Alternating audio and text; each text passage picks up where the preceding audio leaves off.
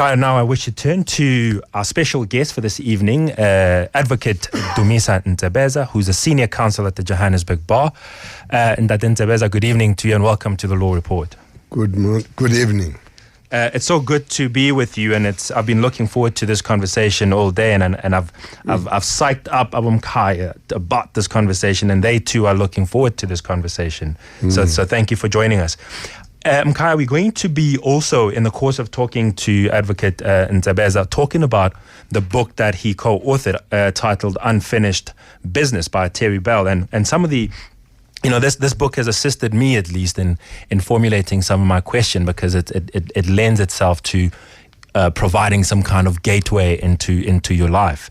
And I want to start with chapter 2 of the book, and just by reading it out for you, for your benefit, Mkaya. The chapter 2 is the Cala connection, and it reads the following. The town of Cala straggled up in the hillside some 140 kilometers west of Umtata. Everywhere in the surrounding bush, snared on the bone-white spike of thorns, are shreds of plastic known wryly in urban areas as township flowers. The unsightly gifts of the supermarket age into rural poor. Everywhere there is dust in the winter and summer, autumn, and especially the spring. Powdery red-brown dust that vanishes from the walls and the roofs, trees and bushes only when the heavy downpour of rain sluices in copious revolutes down the unmade roads, making deeper the gorge marks of the years and collecting in still brown puddles in the potholes. But the mud, the puddles, and moist freshness never last long under the scorching sun of the African summer. Soon the dust scuffed from the flaking, cracking mud of the hoofs, feet and vehicle wheels settles again on the town. This doesn't sound so romantic. No, I've always said Cala is, to use an Afrikaans word, a small dorpie, a one-horse town. Yeah. And I think Terry Bell must have visited Cala around the 2000s or even earlier than that. And because the book was published in 2001, we published it in 2001. Yeah. And I dare say Cala is a little bit more improved. We even have some streets that are tarred. That's good. So the dust is the dust is not as evident as he says it was. But by and large, I think it's a fairly accurate description of Cala, where I was born and bred. So if you then consider yourself growing up during this time, it reflects what was, but certainly not what is. Well, as I say, I mean, there are modern buildings which act as residence in a place called California.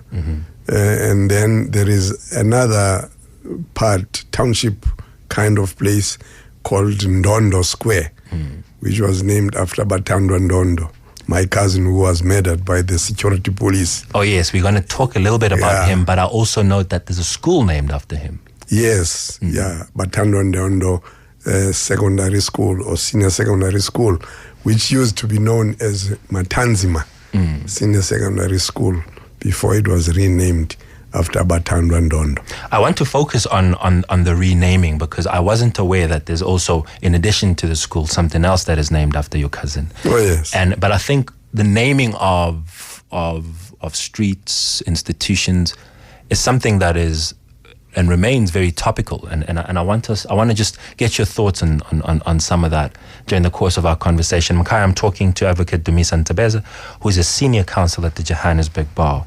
If you want to have any questions, you want to contribute to the show, do so. The number to dial 086 00 00959. You can send me a tweet at MBA Incorporated. You can also send us a text message 36959. Now we're talking about Cala, and that's a place where you grew up. You write in the book, or Terry Bell writes in the book, that this town is proud of its reputation as the center of intellectual ferment and rebellion. What do you make of that? Well, I suppose, when you look back at who has come from Cala, whatever they are doing now, if you look at Gwede Mantashe and say, Gwede Mantashe, he comes from that place. And Wiseman Nkulu. Wiseman Nkulu comes from there. The Mayekiso brothers, who were very much renowned in the trade union movement, particularly, yourself, Dumisa, the other people. So it's Ezra Sigwela, a person who spent about 10 years in Robben Island for his activities in the SACP, became an MPL in the Eastern Cape post-apartheid parliament. So there is something to be said about people who, and of course we boast of having educated a few people. Chris Hani was from Tofimva, but he attended the now Batandwa Ndondo Secondary School, then known as Matanzima Secondary School. But this phenomena of most of our intellectuals coming from Cala extends beyond Cala, I would say. I think, is it just my perception, or is it just generally true that there was something about the Eastern Cape that produced intellectuals, at least particularly during that era, more intellectuals relative to other parts of South Africa? Oh yes, I suppose part of it is that when you look at the colonization of South Africa, it was in the Eastern Cape where the missionaries established their institutions. In fact, in the Eastern Cape, and in that part of the Eastern Cape called Transkei, even in the non-Transkei part of the Eastern Cape, you had your institutions like Lovedale, Hilltown, and then in the Transkei, your Clarkbury, Shawbury, and then, of course, the Dutch Reformed Church. Yes, which was ironic. Institutions as well. They established schools and they established, hospitals. In fact, in Cala, one of the rival schools to the Matanzima Secondary School was the Dutch Reformed Church Secondary School, which had been founded by my father. But when Bantu education was introduced, and it had become, or it was about to become, a training college, the powers that were at the time decided that they can't have a black person heading a training school. And they suggested to my father that they are going to bring a white principal and he would act as a deputy. And I think his position was, how can I have founded a school all these years? And when now it is becoming a training school, I must be an underling to somebody else who's going to be parachuted into the place.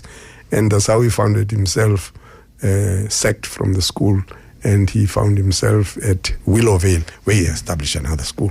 Just like that, whole legacy he had to leave behind. Now let's go to the lines and talk to Makabongwe, who's going to talk to us about, as somebody who knows Ntsebeza household as living in Cala. Good evening to you, sir.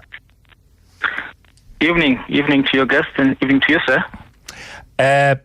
You've called in. I'd like to just tell us about the man. The floor is yours. Talk to us.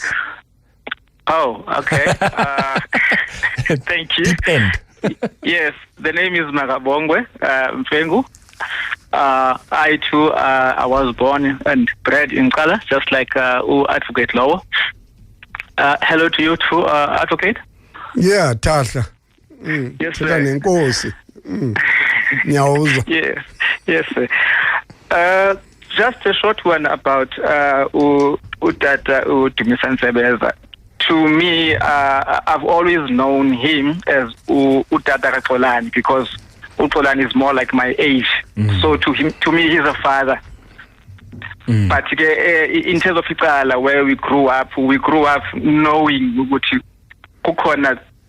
certain families in that small village of Cala that you can't just, like, if you're from Cala, you can't ignore. Anyone who's not from Cala, whenever they meet you, whether it's in Tata, in Joburg, or whatever, when you say you're from Cala, they'll ask you, do you know about this family, Cala?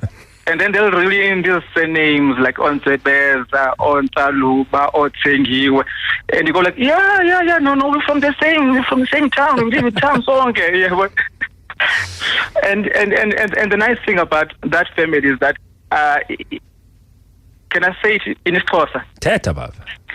Inhliziyo yabo isendaweni right. You know, their heart is in the right place. Yeah. Cala it's a place that is really, really poor, you know, if I can just use that term in terms of like economically. But in terms of the richness of the human factor, it is very rich. Like who advocate said earlier, he mentioned all the other people that are now like known all over, you know, who come from Cala, you know. Now, let me ask you something, Magabong. As somebody who says you are contemporary to the son of Advocate Ntsebeza, in what way are you personally inspired by the Ntsebeza household, as well as the other names that you've mentioned?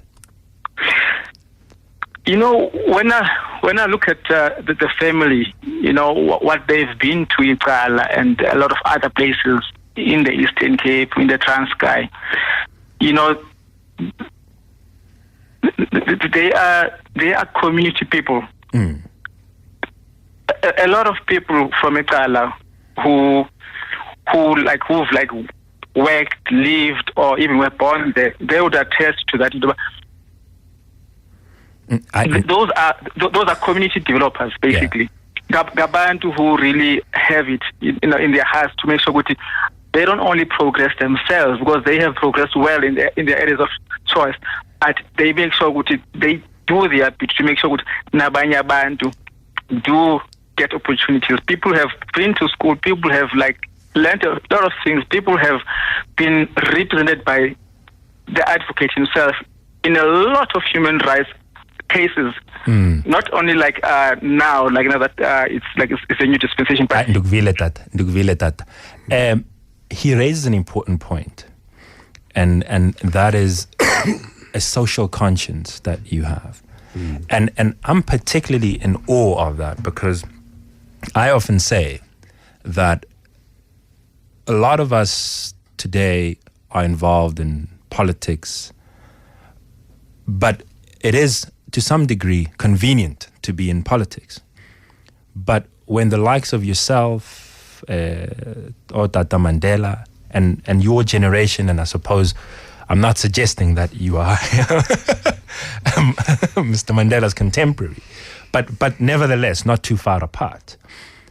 You had a choice. You had a choice to say, I'm a lawyer. Why must I struggle? Because yes, abantu bayasogola, but I can build myself a big house here and drive my little car and raise my children. What was it about yourself that made you to pursue social objectives when you had an option to pursue personal ones? Yeah, I suppose a number of us who grew up in the 70s and the 80s were subjected to the most violent and complete form of subjugation by the apartheid order.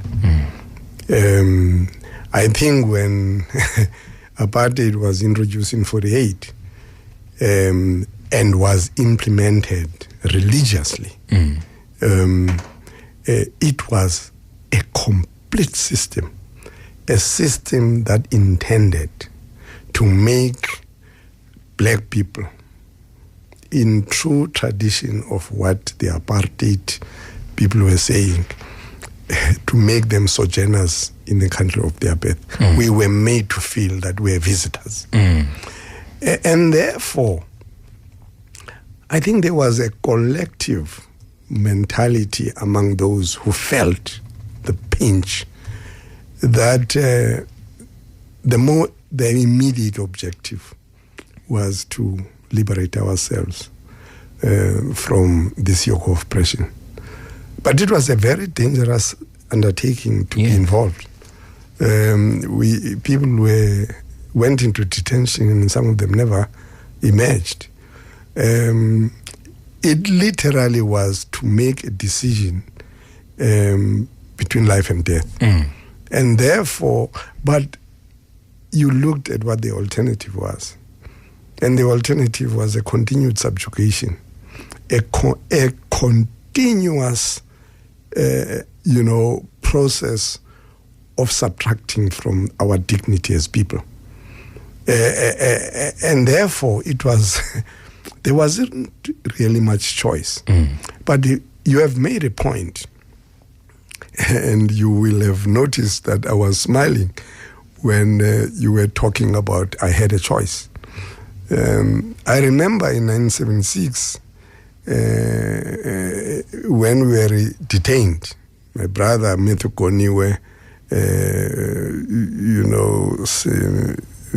Melkolo Slinga, Mkobozi, and I were detained in the Transkei, but by South African security police, and were charged with all sorts of things under the Suppression of Communism Act. And whilst we were in detention, there was this African security policeman, because at that time I had been a school teacher, I had read and I had acquired a BA. And when the Transkei independence came, so between interrogation, this old man said to me, and then he called me by name, I just can't understand a person like you. You have an education. You have had a BA. Look at the ministers now who are being appointed by K.D. Matanzima. You could have been a minister. And all you worry about is this Karl Marx. What did he achieve? It's communist. And he says, no, you could, and again, it's clear, to him, he couldn't understand. Yeah, I had the world in my, in my hands. I could have been a cabinet minister in K.D. Matanzima's cabinet. And there I was, worried about Karl Marx. And then he says, what did he achieve? Yeah. Yeah. So, yes, it was tempting to a number of people to look the other way. But at the same time, if you had just made up your mind, and if you looked at the number of people who died in detention, who were tortured to death, who had gone into exile, you then said, what is more honorable for anyone but to be involved? And it became worse in 1976 when those students were killed in their hundreds of numbers. Yes. We were detained on the 11th of June. And on the 16th of June, we came to know that there was an uprising in Soweto. And that uprising had infected the entire country. And then, for us, we say we are quite fortunate because we are in jail. Even though we're facing all manner of things, being detained. It was still better than possibly die. But kids, kids had been killed simply because they did not want to be taught through the medium of Afrikaans. Yes. So you had to say to yourself, what is it that I'm trying to preserve myself from? Not a very easy decision to make, but we made those decisions. Just to digress a little bit, Karl Marx. Yes. Today's times. Is he still relevant? Well, I'm not a political philosopher. You must ask my brother. But Karl Marx. My brother is a professor of African Studies in the University of Cape Town. Yeah, look, there is always going to be a debate between whether capitalism is going to deliver human society from obviously the shortcomings of a capitalist mode of production, and whether socialism and therefore communism thereafter is going to be the panacea for all our problems. And those who decry socialism are saying, where has it ever worked? And they will cite the Soviet Union, China, and everywhere else for its demise. But those who are articulating, and I mean nowadays it's called by some other names, who are articulating the relevance of, certainly some form of socialism, some form of closing the gap between the rich and the poor, the haves and the have-nots, some form of redistribution of the wealth and the wherewithal. We'll say, until and unless we do that, it is going to be a problem. Because how do you explain a South Africa which is rich in the kinds of minerals that it has and in all respects, and yet we get told that it is the most unequal of societies in the whole world? Something must be wrong. Allow me to digress again. Yes. He spoke of 76, which is a movement by the pupils or the students of the time to resist Afrikaans as a medium of instruction. Stellenbosch today. What are your thoughts? Or University of Pretoria. Yes. Look, there's something very parochial about those who insist on the use of Afrikaans as a medium of instruction, because it's going to be divisive. No one denies that the 11, there may be a 12th language now for the Khoisan, who are demanding that they must be given a place under the sun in South Africa. No one denies that there is a right, an entrenched right for people to practice their cultures and to use a language, and especially when they go to the law courts, to express themselves in the language in which they feel most comfortable. But what, and the accident of history is that English and Afrikaans were brought as the languages. I like how you call it the accident of history. Yeah, it is. Because, you see, when we look at even the written languages, I did Afrikaans and Netherlands 1 because it was compulsory for us who were doing BProc when I was studying law in jail. And it was fascinating to find out that Afrikaans and Netherlands as a written language was only first written in 1875. That was now about 41 years after the first written text in an African language, isiXhosa. The Bible had been written in 1834 in isiXhosa. But because there was this idea that Afrikaans must be put on a par with English, there was an abandonment of, African languages as languages of instruction. And therefore, when those who insist that Afrikaans must be the language through which they must be taught, when the others whose mother tongue is not Afrikaans, whose mother tongue is not English, who say, let's find a compromise. Let's use this colonialist language called English. And then for them to turn around and say, no, look, it will not happen, is actually not to take into account that the Africans in this country who are opting for English are opting for a language that is not their own mother tongue. Even English is a compromise. Even English is a compromise. And all that is being said is, let's all compromise. I want to talk about that and Afrikaans, how it has evolved to become what it is through the aid of the Broederbond. I want to just get some of your thoughts on that right after this break.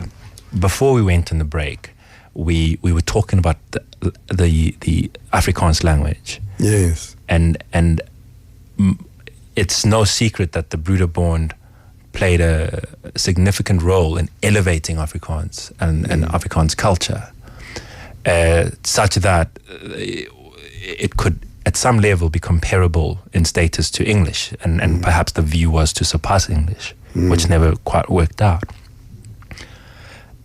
Black South Africans today, to 2016, do we need an equivalent of a Broederbond to promote our culture? I know the Broederbond went beyond that, but us as a South Africa today.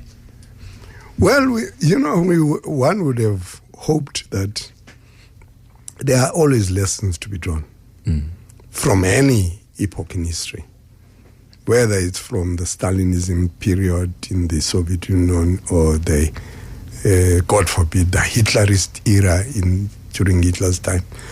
And there are lessons to be learned from what the Afrikaners did. I mean, when they seized power, and seized power in 1948, there was an immediacy with which they put in place what their aim was going to be. Correct. Apartheid was for them separate races. Yes. And they went on with a religious zeal. And the Broederbond, established in 1921, was actually an instrument that they were going to use. Secret society. Yes. With clear objectives.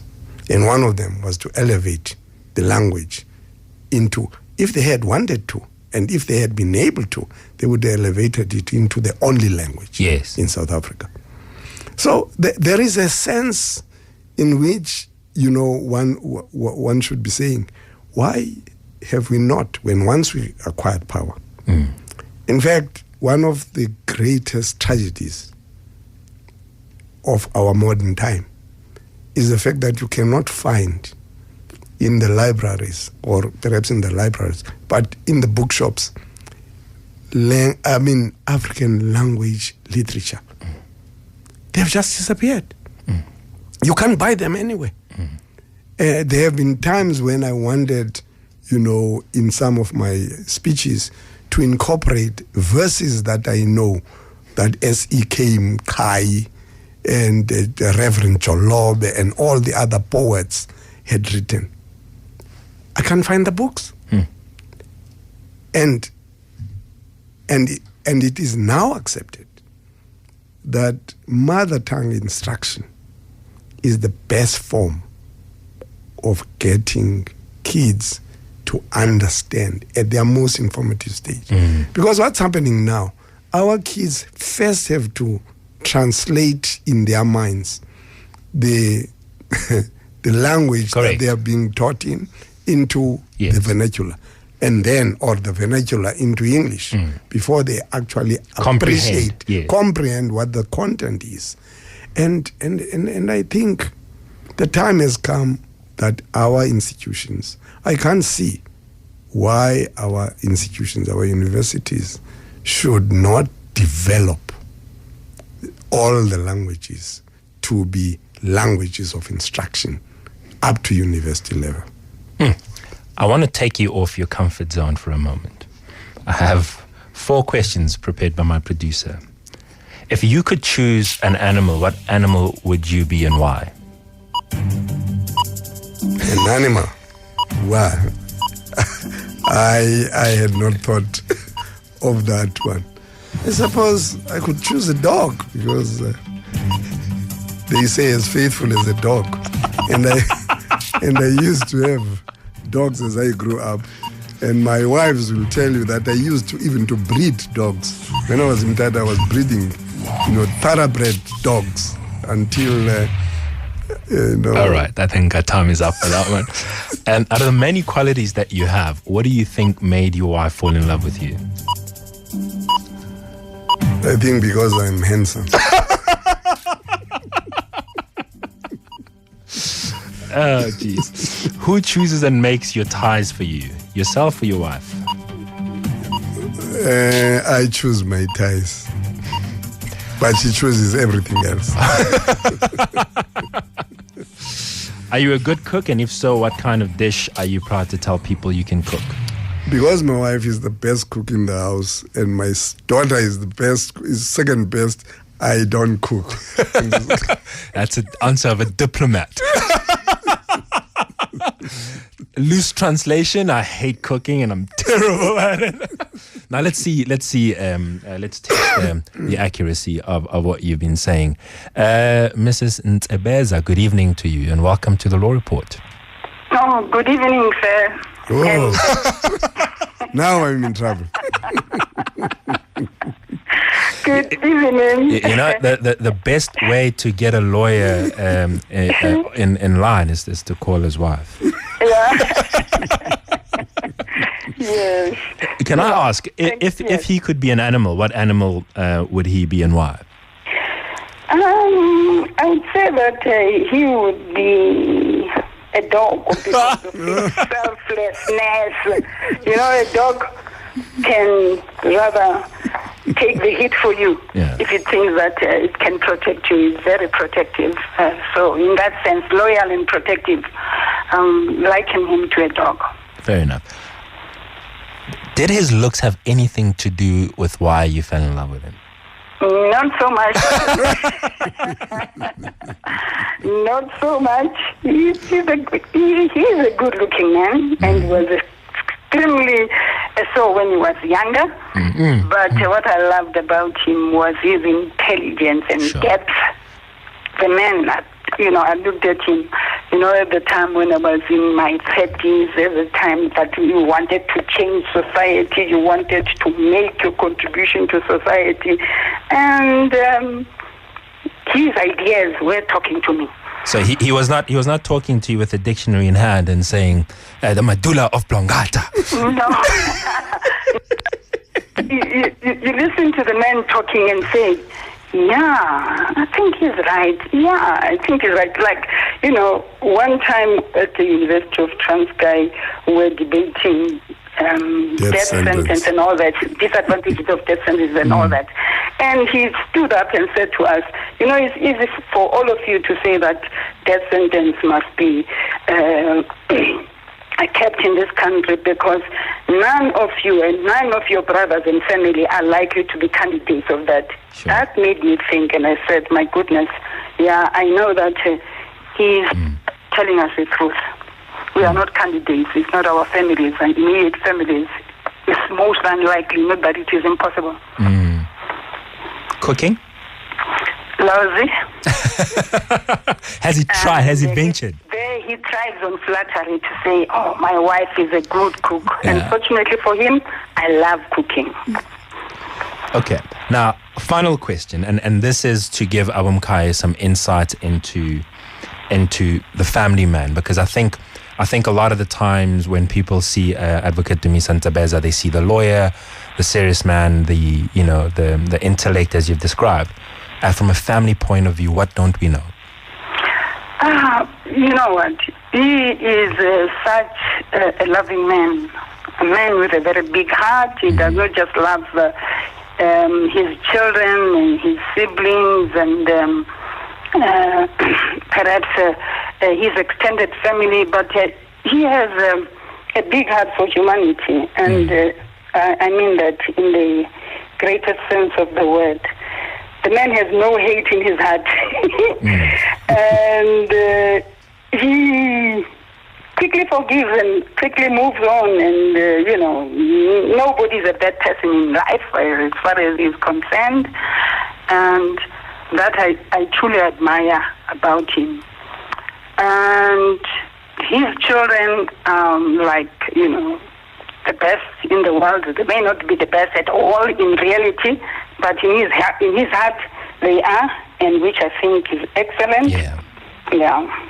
Well, thank you so much for sharing that insight. That was Mrs. Ntsebeza. Thank you so much for giving us that perspective and giving South Africans that perspective. Thank you so much for hosting him there. I truly believe that he's one of our country's most unsung heroes, He is a walking repository of our struggle history and the struggle of other people in the world. Wow. Thank you. It is our honor to have him on the show and I imagine to South Africans this evening listening to the show. Just earlier, Advocate Ntsebeza, you spoke of your father having been dismissed from a school where he taught because he was, the book that says that he left because he wasn't content with being relegated to a deputy head when he had founded the school. Yes. And I read that he actually tracked to what was then Rhodesia, now Zimbabwe, to seek a better life and to work for a couple of years. When you read about some of the things that we see in the media about xenophobia against people who come to South Africa to seek a better life, as did your father, what is your sense and how do you think we can address that?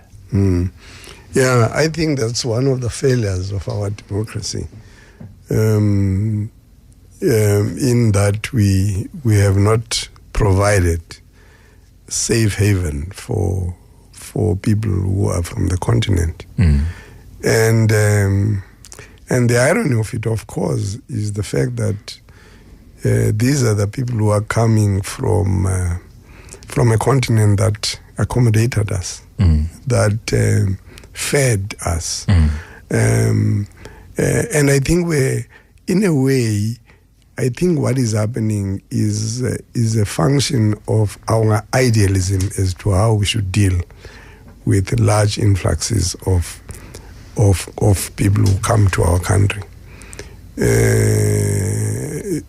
I think I remember something that Mwele Ntsebeza once said, and it was this, that we have been refugees in other countries. But precisely because the resources in the countries could not just take large intakes of refugees into those countries, there were internationally recognized places where refugees who were fleeing from their countries because of the persecution were housed. Life was not one of the best in those refugee camps, but that was how the institutions created by those governments operated, so that whilst there was this extension of generosity towards South Africans, especially those who were exiles, there was also the reality of having to accommodate their own people. And I think in this country we also, it's a very big dilemma as to how it should be dealt with. But when once there has been an influx through our porous borders of people, there's going to be a contestation for scarce resources. And it's the easiest thing for people who, even if it is not factually so, to say these people are taking our jobs. If you could analyze the people who are in jobs, in fact, one of the guys I met at the gym today was saying, I have got a daughter to whom I have made an offer for her to set up, a hair salon. And I'm prepared to fund that. But she's not doing it. And as a consequence, people from our neighboring countries go for hair salons. You look around, they are all over, they have established hair salons. They are not waiting for the government, because they have no government, to provide them with the wherewithal. They make do with what they can do. They see opportunities and they seize them. We have decided to lie back. And as a consequence, it might be with a lot of difficulty that we should accept that the refugees themselves or the foreigners do not really have, should not be treated in the way in which you find, like happened about a few years ago, people being burned to death on that basis. Let me bring in another individual whom I know you're very familiar with, Advocate Dalimpofu. Good evening to you and welcome. Good evening, Michael. Or should I say welcome again? Thank you very much. Yeah. What don't we know? We're just full of surprises. We call them misses. Yes, I heard that. So I'm just a second surprise. Yeah. You are a real surprise. What does South Africa not know about Advocate Ntsebeza? Well, firstly, I would say that Advocate Ntsebeza is what we'd call a credit to our profession, but also a credit to the country. Starting from the lawyer's side, he's what one would call a lawyer's lawyer. A person that I personally would like him to be in my corner if I would ever be in trouble. And that, for a lawyer is what it's it the is biggest all compliment, about. Yeah, the fearlessness, the fact that somebody would literally throw all the advantages for his clients. There are people who are supposed to be fearless because they know what justice entails, but because of the kinds of times we live in, they will not say certain things because this one might not give me work if I say this. Yes. And that is definitely not the kind of lawyer that Dumisa Ntsebeza is. But what's more important is, as your earlier discussion with him clearly demonstrated, is that his definition of justice is not just the lawyer's justice, if you know what I mean. Yeah. Because the lawyer's justice is confined to a case by case. If I receive this case, then I'm going to do justice to this particular client. Yeah. And you can't look at justice like that. Justice has got to be a much broader social justice, and therefore you have to concern yourself with the plight of those who don't have. And I think that his work throughout the last few decades have demonstrated that amply. Marikana is simply one of the examples, and you must just see him when he is in his element, explaining all these difficult legal concepts to ordinary people as if it was just a conversation. And it is that deep sense of justice that if we had 10 lawyers in South Africa like him, we would be a much better country. I think he must take that from his parents as well, having been teachers. Advocate Ntsebeza, thank you so much for honoring us with your presence. Time did not permit. I wanted to pick your brain about transformation, politics, and unfortunately time does not permit. Hopefully we'll catch up at some other point. We're very much indebted to you for what you've done for South Africa, what you've done for the profession, and for this show, sharing with South Africa. Thank you. I'm honored to be your guest tonight, and I've enjoyed your interview. Thank you very much. Mkaya, from me, Michael Motsoeneng-Bill, signing out.